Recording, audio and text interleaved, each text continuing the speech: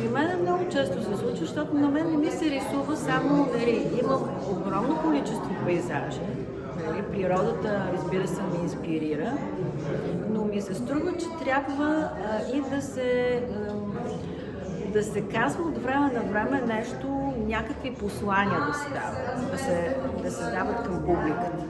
Някакъв смисъл, нали? Защото пейзаж е нещо много красиво.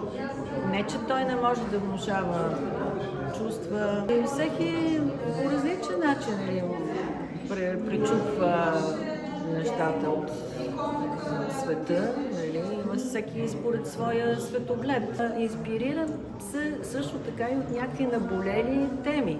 Нали? Не само общо човешки емоции и състояния, както копнеж, нежност, баланс и така нататък, но и от някакви световни моменти, които разтърсват не само мене, целия свят. Аз обичам също така да има някакъв символ, някакъв смисъл в картина. Не чисто и просто декоративно. Декоративност, която може да си я сложиш над камината или да ти украси стената. Не, че не отричам, не искам никой да обидя с това, но ми се ще в моето изкуство да има все пак и някакъв смисъл.